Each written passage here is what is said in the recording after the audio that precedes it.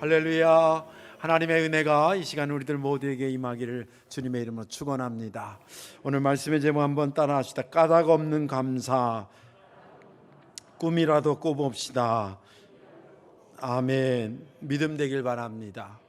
올해는 특별히 1년 혹은 2년 동안 코로나로 이렇게 우리가 힘든 가운데 있다가 맞이하는 추수감사절이라 어느 때보다 더 좀 애잔하고 또 한편으로는 감격스럽고 이런 예배입니다.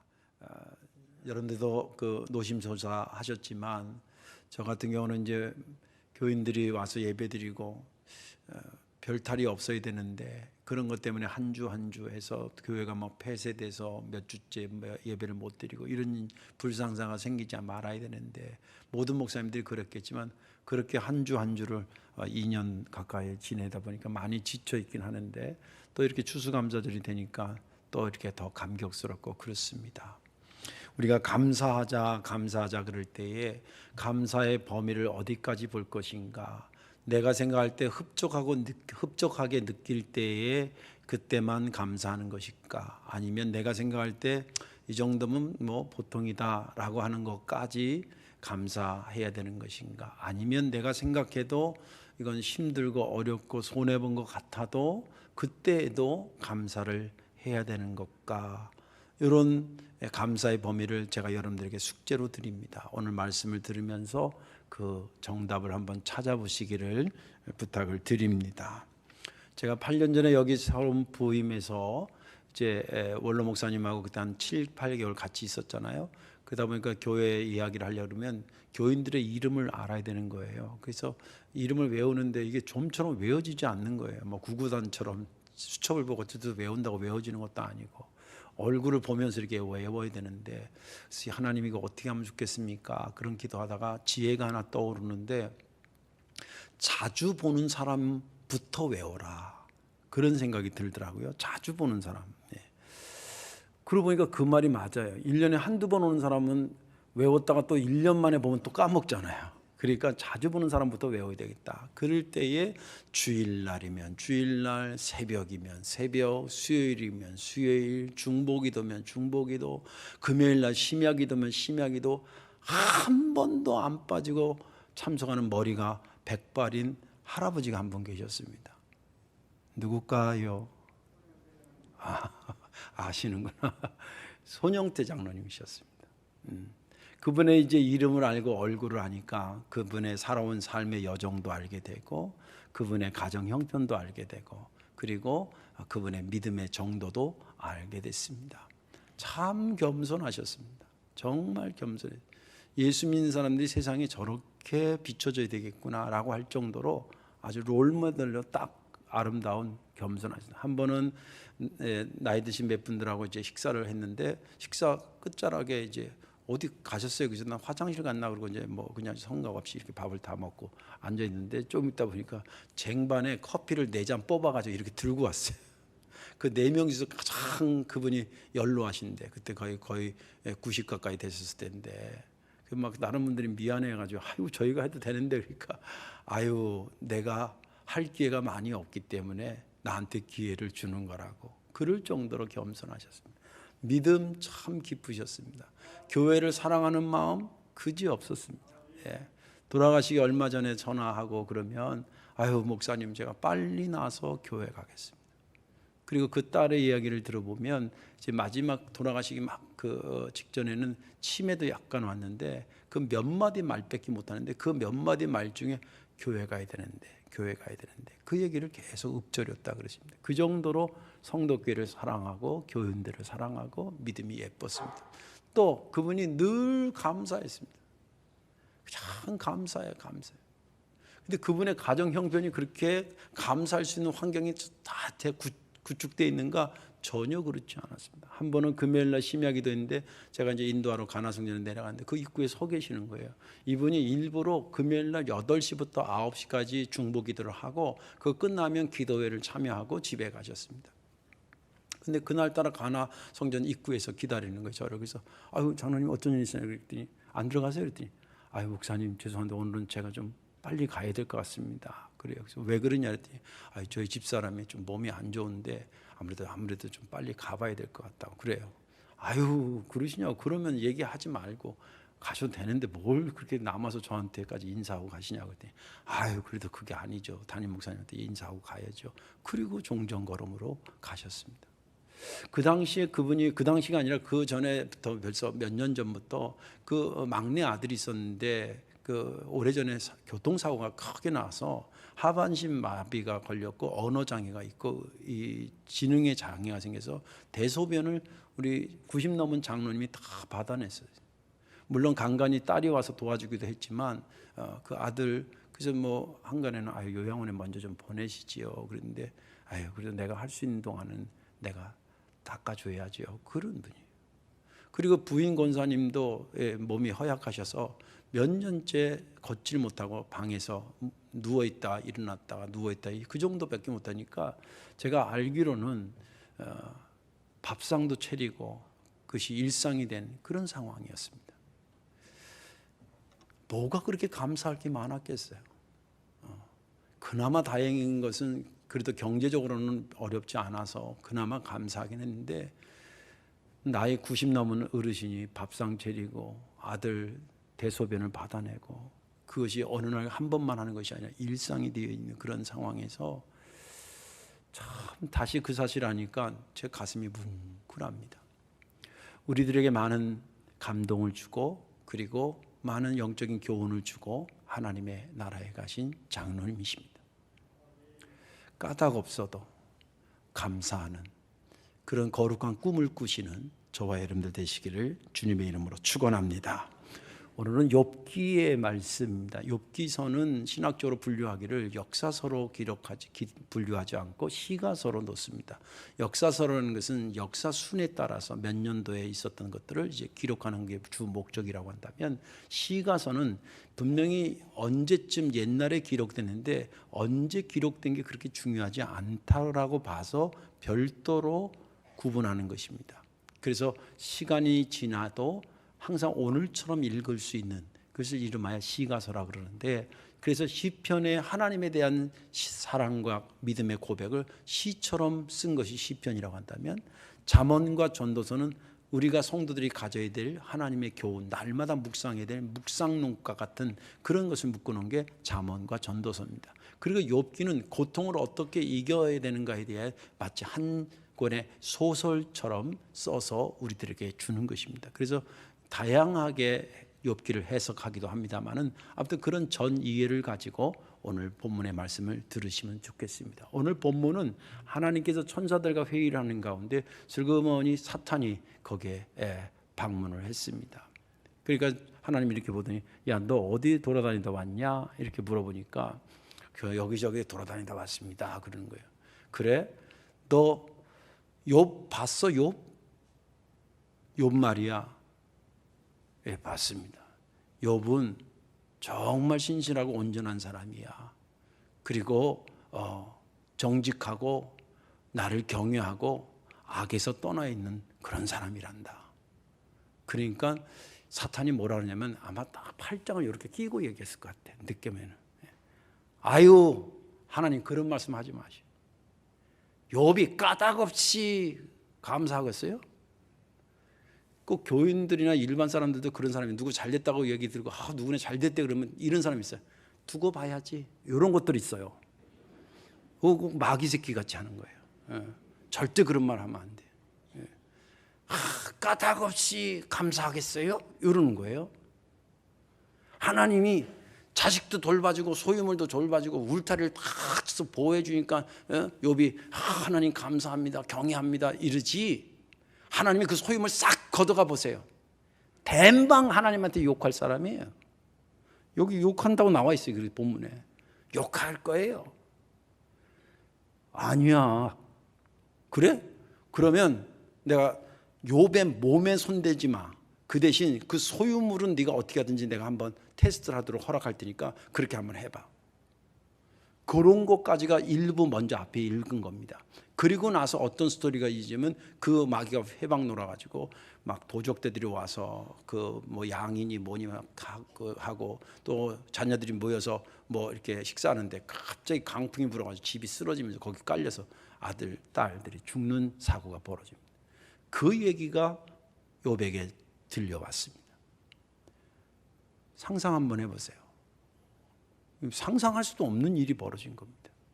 오늘 본문에 보니까 욥이 자기 옷을 찢고, 옷을 찢은 게 아니라 마음을 찢었겠죠. 옷을 찢고 머리를 밀어버리고 땅에 엎드려서 하나님 앞에 예배했더라, 그렇게 얘기했습니다.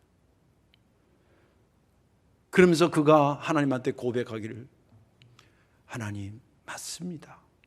제가 엄마 뱃속에서 알몸으로, 저번에 개역 한글 번역에는 내가 빨간 몸뚱아리 적신으로 났다가 때가 돼서 적신으로 하나님이 부르면 가는 것이 저입니다. 주신 분도 하나님이시니 걷어가시는 분도 하나님 아니겠습니까? 하나님의 이름이 찬양받으시기를 원합니다. 그러면서 거기에 해석하기를, 욥은 이 모든 일을 당했음에도 불구하고 범죄치 않고 그리고 하나님을 향하여 원망하지 아니하였더라 까지가 본문의 말씀입니다. 저는 지난 주간에 이 본문을 읽으면서 사탄이 했던 말, 까닭 없이 하나님께 감사하겠어요? 라는 말이 저에게 계속 질문처럼 던져왔습니다. 부끄러운 고백이지만 욥처럼 딱 대답하기가 쉽지 않았습니다. 그래서 제목을, 이건 제 고백인 겁니다. 제목을 정하긴 정하였는데 어떻게 정할까 하다가 까닭 없는 감사, 꿈이라도 꿔봅시다. 그러다 보면 언젠가는 흉내도 낼 것이고, 흉내를 내다 보면 언젠가, 그게 언젠가는 모르겠지만 나도 까닭 없어도 하나님 앞에 감사하는 자가 되겠지, 그런 생각으로 이 제목을 잡아서 여러분과 함께 은혜 받고자 하는 것입니다. 오늘 말씀에 저와 함께 은혜 받으시고, 쉽진 않지만 우리의 감사의 범위가 어디까지 가야 되는지 생각하시면서 까닭 없어도 감사하는 그 거룩한 곳에 있기를 주님의 이름으로 축원합니다. 어떻게 해야 그러면 까닭 없어도 감사할 수 있을까? 또 구체적으로 욥은 대체 어떻게 할래 까닭 없어도 감사할 수 있었을까? 라고 하는 질문입니다. 까닭이 있어야 감사하지 라고 하는 사탄의 말을 한 방에 제압시킨 사람이 욥이었습니다. 욥이 어떻게 해서 그것을 한 방에 제압시키냐면, 그는 하나님의 절대 주권을 인정하는 믿음이 있었습니다. 하나님의 절대 주권, 여기서 욥이 갖고 있던 하나님의 절대 주권을 성경은 크게 두 가지를 소개하고 있습니다. 그 부분에 대해서 하나님의 절대 주권을 그가 믿고 있었다는 거예요. 그 하나는 뭐냐면 예배와 찬양을 받으시는 예배적 측면에서 하나님의 절대 주권을 인정했고, 하나는 자기가 갖고 있는 소유물에 대한, 소유권에 대한 절대 주권이 하나님께 있음을 고백한 것이 깔려져 있습니다. 그래서 그가 까닭 없이도 감사할 수 있는 자가 됐다는 것입니다. 먼저 예배적인 측면에서 절대 주권이 하나님께 있다라는 그것을 고백했다는 것을 한번 살펴보도록 하겠습니다. 20절과 22절 후반부에 이런 말이 있습니다. 욥이 일어나 겉옷을 찢고 머리털을 밀고 땅에 엎드려 예배하며 21절 후반부에 여호와의 이름이 찬송을 받으실지이다 하고, 여기 20절과 21절에는 욥의 마음이 얼마나 힘들었는가를 나타내고 있습니다. 그렇죠. 옷을 찢고 머리를 밀 정도면 몸으로 할 수 있는 괴로운 표현을 다 한 거예요. 그런데 놀라운 것은 그 말과 또 그 상황에서도 불구하고 하나님께 예배했다는 말이 나와요. 여기 그가 괴로운 건 아까도 말씀드린 것처럼 사고 나서 자녀들이 다 죽고 또 도둑들이 와가지고 다 그걸 뺏어갔으니 이게 뭐 얼마나 뭐 물건 뺏기는 건 그렇다 하더라도 자녀 죽었다는 거 상상할 수도. 제가 목회할 때 그런 경우도 몇 있었거든요. 정말 도망가고 싶더라. 목사인데 이때는 딱 이 교회 그 교회 담임 목사가 아니었으면 좋겠더라고. 너무 힘들어서. 그러니 그 어머니는 얼마나 힘들었겠어요. 그걸 제가 알기 때문에 이 말이 무슨 의미인지 알거든요. 예. 이런 상황에서 일반적으로 반응한다 그러면요 20절에 이렇게 기록되면 안 돼요. 일반적인 사람들은 그런 사고가 벌어지고 막 이러면 하나님에 대해서 예배에 대해서 절대 주권을 인정하지 못하는 사람들은 이 구절이 20절이 어떻게 기록되냐면 욥이 여기는 아무개가 그 아무개 주권을 인정하지 않은 아무개가 일어나 겉옷을 찢고 머리털을 밀고 땅에 엎드려 예배했다가 아니라 술에 취해 땅에 엎드려졌더라 이렇게 돼 있대요. 이게 일반적인 반응일 거예요. 그런데 오늘 본문은 그렇게 기록되지 않았다 그러지. 옷을 찢고 머리를 밀고 땅에 엎드려 하나님께 예배했다라고 하는 것으로 표현하고 있습니다. 이 말씀이 주는 의미가 뭐냐? 이것은 어느 상황이라도 가슴을 찢고 머리털을 밀고 그런 극한 상황이 된다 하더라도 하나님이 예배 받으셔야 될 그 주권은 전혀 영향받으면 안 된다고 하는 것을 말해주고 있습니다. 굉장히 중요한 의미입니다.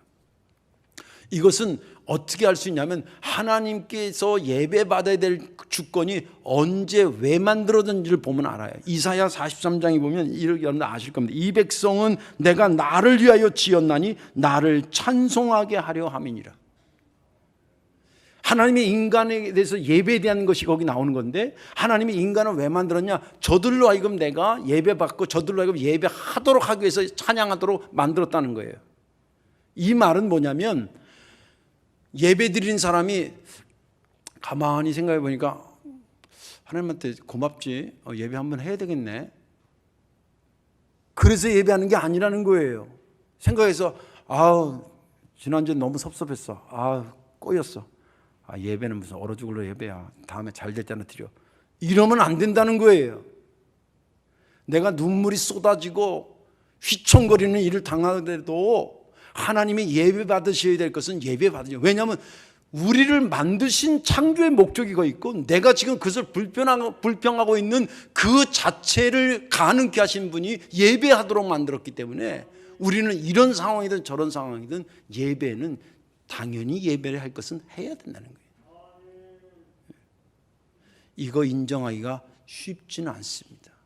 그런데 욥은 그걸 인정한 것입니다. 그러니까 이런 상황이 됐어도 예배하다 보면 자연적인 찬송도 들어가고 자연적인 감사도 들어가고 기도도 들어가고 그런 거 아니겠습니까?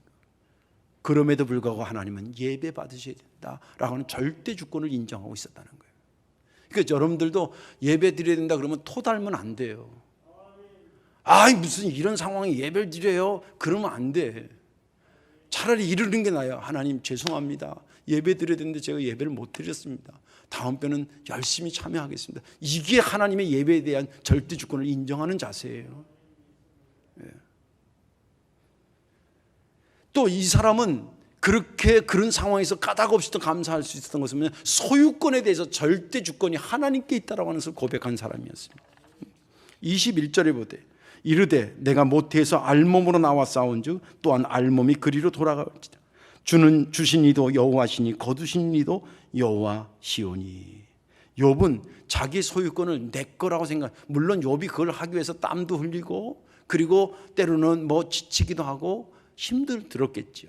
그럼에도 불구하고 내가 소유한 것 내 노력으로 소유할 수 있는 나를 만드신 이가 내 소유주예요. 그분이 나를 살려주시고 그분이 건강 주시고 낫게 하셔서 지금 내가 걸치고 있는 거 하나님이 주신 거고, 내가 분명히 내 출발을 알잖아요. 엄마 뱃속에서 저도 아기 난 거 친생아들 많이 봤는데 엄마 뱃속에서 나올 때 딱 이러고 엥 하고 나오지 무슨 금반지 끼고 나오는 애들 한 명도 못 봤어요. 다 알몸으로 왔다가 가실 때 수의 입히는 거 패션쇼 하는 거 아니잖아요. 추우니까 입히는 거 아니잖아요. 그냥 알몸이면 사실은 좀 예의상 그래서 그냥 가려드리는 것 뿐이지 옷을 입었다 개념은 아니잖아요. 그러니까 욥이 말한 게 맞아요. 알몸으로 왔다가 알몸으로 가는 것이 우리의 본질이라는 거예요. 그나마 지금 내가 입고 있는 이런 것들, 내가 끼고 있는 안경, 사실은 다 받은 거예요. 하나님이 안경 안 주면 어떻게 하겠어요? 왜 안 주냐고 우리가 삿대질할 자격이 있습니까? 주신 것 감사하지. 그것이 철저하게 있었다는 거예요. 그러니까 지금 주신 분도 그분이요, 가져가시는 분도 그분이라니까 내가 지금 없어졌어. 내가 내 거 뺏겼다고 생각할 수가 없었다는 거예요. 소유권에서 절대 주권이 하나님께 있다고 했다. 그러니까 여러분들 잘해서 풍족하게 됐다고 해서 우쭐거릴 것도 없고요, 잊어버렸다고 해서 우울해질 것도 없어요. 하나님이 다 알아서 뜻이 있어 그러셨겠지. 그리고 감사하는 것이 우리의 자세라는 거예요. 물론 이 말이 쉽지 않다는 것을 제가 알아요. 그런데 성경이 말해주는 것은 그 말씀이라는 거예요. 그래서 못 가더라도 꿈이라도 꾸라는 거예요. 먼저 그래 보자는 겁니다. 그럴 때 욥은 그 믿음이 있었다는 겁니다. 나의 모든 것이 사라진다 하더라도 이게 원래 하나님 것이니 내가 불평할 수 있는 게 뭐가 있겠나. 그런 하나님에 대해 소유권에 대해서 절대 주권을 인정했기 때문에 그 상황에서도 그는 까닭 없이도 하나님을 감사할 수 있었던 것입니다. 마지막 하나는 뭐냐면 원망하지 않는 것도 감사의 한 표현임을 잊지 마시기 바랍니다. 22절에 보면 이 모든 일에 욥이 범죄하지 아니하고 하나님을 향하여 원망하지 아니하니라. 22절은 크게 내용이 두 가지인데, 하나는 이런 힘든 일을 겪었는데 죄짓지 않았다는 얘기고, 그리고 하나님을 향해서 원망하지 않았다라고 하는 두 내용을 담고 있습니다. 먼저 힘든 일을 당했을 때도 범죄하지 않았다는 게 뭐냐면, 여기서 범죄는 도둑질했다, 누구 때렸다 그런 범죄가 아니에요. 이런 힘든 일이 있을 때에 범죄하는 경우도 있는데, 그 범죄하는 경우는 뭐냐면 우리 흔한 말로 아유 하나님이 다 소용없어, 뭐 잘 되는 게 있어야지 뭐가, 이런 것이잖아요. 전도하다 보면 이런 분들 있어요. 아유 그런 말씀 하지 마세요. 나도 믿을 만큼 믿어봤어요. 아주 지가 하나님이요. 네. 그런 분들이 있어요. 안 됐을 때 이런 죄를 범할 수 있었는데, 이럴 가능성이 있었는데 욥은 그러지 않았다는 거예요. 그래도 하나님은 있지요. 그래도 하나님은 있지요. 그런 믿음으로 살았다는 거예요. 또 그가 하나님께 원망하지 않았다라고 하는 것도 뭐냐면, 이런 것들을 잊어버리는데 얼마나 힘들겠어요. 자식이 죽었다는 소식을 들었어요. 그리고 소유물이 다 뺏겼다는 소식을 들었어요. 이 상황에서 감사한다면 감사의 표현이 뭐로 나오겠어요? 여러분 한번 생각해 보세요. 아들 죽었습니다. 하나님 감사합니다. 이게 되겠어요? 네? 다 뺏겼습니다. 하나님 감사합니다. 이게 되겠어요? 그런 마음이 있더라도 이게 표현이 그렇게 되겠냐고. 속색인 자식이니까 얼른 죽었으니까 다행이에요? 그거 아니잖아요. 그때의 성경은 말하기를 욥이 하나님을 향해 원망하지 않았다는 거예요. 이 말은 이 상황에서 욥이 할 수 있는 최고의 감사의 표현이 원망하지 않는 거예요. 물론 이것 역시 쉽지 않습니다. 그 내용이 좀 지나간 다음에 이게 이제 1회전이 끝난 거예요. 사탄이 한번 졌어요. 요게 끈질기게 또 따라붙네. 그 다음에는 어떤 2회전이 벌어지냐면, 이제 1회전에서는 소유물까지만 건드렸는데 2회전에서는 그러면 욥의 몸 건드려도 욥은 나를 부인하지 않을 거야. 그렇게 해서 허락받아서 이제 몸에 문제가 생기기 시작합니다. 그래서 성경에 보니까 여러분 피부병 걸려보신 분은 아시죠? 엄청 가려워요. 그래서 막 손으로도 안 되니까 기아장으로 이게 막 긁었대요. 그러고 있는 남편을 보고 이 부인이 욥기 2장 9절에 이런 얘기를 합니다. 그의 아내가 그에게 이르되 당신이 그래도 이렇게 지금 몸까지 다 만신창이 났는데 그렇게 돼도 자기의 온전함을, 당신의 믿음을 하나님께 감사하는 것을 굳게 지키겠느냐? 차라리 하나님을 욕하고 죽으라. 이게 마누라예요, 부인이에요? 옆에 내요. 옆에서 믿음을 잘 도와주러 옆에 냈는데 옆에 내가 아주 그냥 하나님 저주하고 죽어라 이렇게 얘기합니다. 그 말을 듣고 욥이 얼마나 힘들었겠어요. 여러분들 남편 힘들 때 아내가 좀 힘이 되어줘야 됩니다. 제가 오늘까지 30몇 년 동안 무음하게 한 건 저희 집사람이 주먹만큼 조그만하지만 그래도 나한테 큰 위로가 됐어요. 나중에 고맙다고 인사하세요. 욥의 아내가 이 짓을 하는 거예요. 근데 남편 욥이 또 얼마나 이 사람이 고상하고 믿음이 있고 품위가 있는지 보세요. 2장 10절에 이런 얘기입니다. 그가 이르되 그대의 말이 한 어리석은 여자 말 같도다. 너무 점잖해, 그죠? 우리로 말하면 우리 버전으로 하면 이 옆에 내가 미쳤나 이거예요. 근데 그대의 말이 참 어리석은 여자의 말 같소.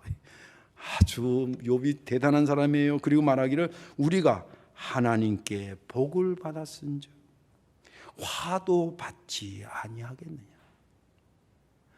하나님이 복도 주실 때도 있고 때로는 필요에 따라서 나를 야단칠 때도 있는 거지.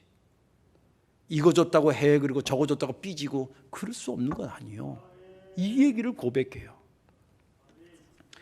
이 상황에서 욥이 할 수 있는 최고의 감사로 하나님을 원망하지 않는 것으로 그는 삽니다. 그것이 까닭이 없어도 감사하는 욥을 만든 것입니다. 자, 이제 우리 얘기로 가져와 봅시다. 우리가 욥 정도까지는 아니더라도 우리도 내 맘대로 뭐가 안 될 때가 사실 있지 않습니까? 그죠? 그럴 때도 까닭 없어도 목사님에게 설교하고 그 꿈이라도 꿔보라니까 한번 꿈이라도 꿔보자. 그런 마음을 가질 때에 이런 정도가 되려면 자가적 노력이 필요해요. 자가적 노력 없이 저절로 어느 순간에 내가 까닭 없어도 감사하는 그런 사람이 되는 건 아니에요. 그러면 어떤 자가적인 노력이 필요하냐면 나는 하나님께 대해서는 항상 감사한다고 고백하고 살아야지. 그런 결정을 내리세요. 그리고 이게 정 안 되면 나는 그러면 하나님을 향해서 원망이라도 하지 말아야지. 그런 결단을 가지고 사십시오. 제가 이렇게 여러분들에게 요청하는 것은 다 이유가 있어요. 하나님이 그럴 만한 충분한 분이시기 때문에 그렇게 말씀을 드리는 거고요. 그분이 우리를 사랑하시는 걸 제가 알아요. 그분이 내가 하나님을 사랑하는 것보다 하나님이 저를 사랑하는 게 훨씬 더 크다는 걸 저는 알아요. 또 지금 현재로 볼 때는 나한테 억울하고 손해보는 것 같고 그러더라도 이게 언젠가 어떻게 큰 열매를 위한 오늘일지 모르기 때문에 원망하지 말라는, 입 바른 소리 하지 말라는 거예요. 쉽게 얘기하면. 그런데 욥기를 보세요. 이 욥을 생각해 보세요. 욥한테는 좀 미안해요. 사실은 힘들고 어려운 과정 속에서도 믿음 지키니까 참 죄송하고 미안한데 사실 욥 때문에 고난 속에 있었던 수천 년 동안의 고난 속에 있었던 많은 사람들이 이 욥기를 읽으면서 힘을 얻고 일어선 사람이 한두 명이 아니에요. 저도 젊은 날 아버지가 갑자기 돌아가셨는데 그냥 땅이 딱 갈라면서 밑으로 한 점 없이 떨어지는 것 같아요. 어떻게 하지? 뭐 계산이 안 나오는 거예요. 그럴 때 저에게 욥기는 저에게 상당한 힘과 용기를 줬습니다. 그러는 거예요. 내게 지금 원망스러운 거 있을 수 있습니다. 그런데 원망하지 말라는 거예요. 왜? 이것이 언젠가 나에게 어떤 복으로 올지 모르고 어떤 역사의 열매가 되어야 하는 씨앗이 될지도 모르기 때문에 욥은 그것을 알고 그렇게 살았던 사람입니다. 그러기에 그는 까닭 없어도 하나님께 감사하는 자로 우리의 기억 속에 남게 된 것입니다. 이제 말씀을 정리합니다. 코로나 영향 동안 2년 동안 영향받아서 사실은 경제적으로도 힘들고 또 의학적으로도 긴장되고 또 사회적으로 냉랭해지고 그리고 심리적으로 불안하고 영적으로 흔들리고 게을러졌던 것이 사실입니다. 이 2년 동안 별로 소득이 없는 것 같아요. 자, 이런 상황에서 제가 물어볼게요. 이런 소득이 없으니까 추수감사절 할까요? 말까요?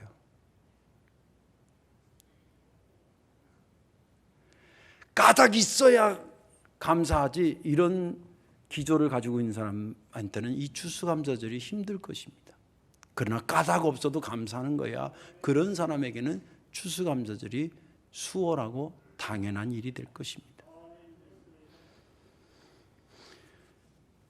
제가 이렇게 설교하지만 아까도 말씀드린 것처럼 이 내용은 간단하고 어려울 내용이 없지만 이것을 우리의 삶으로 가져오는 것은 상당히 어렵습니다.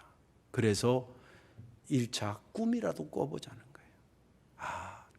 욥이 그랬다는데 우리도 까닭 없이도 감사할 수 있는 것 한번 꿈이라도 꿔보고 흉내라도 내보고 결심이라도 해보고 그런 과정을 통해서 서서히 욥을 닮아가게 될 것이고 나도 모르는 사이에 어느새 까닭 없어도 감사하는 거지. 그러면서 그 자리에 서게 될 것입니다. 그 자리에서 함께 만나기를 주님의 이름으로 축원합니다. 기도하겠습니다. 좋으신 아버지 고맙고 감사합니다. 쉽진 않지만 들어야 될 말씀인지라 이 코로나 지경에 많은 손해가 여기저기서 생겼지만 그래도 감사해야 되는 것임을 오늘 욥기를 통해 깨닫게 하시니 무한 감사를 드립니다. 오늘 감사한 온 성도들에게 복의 복을 더해 주옵소서. 예수님의 이름으로 축복하며 기도하옵나이다. 아멘.